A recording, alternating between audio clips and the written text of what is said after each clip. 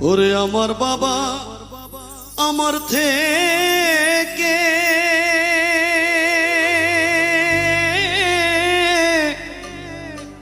মাত্র 2 হাত দূরে থাকে রে,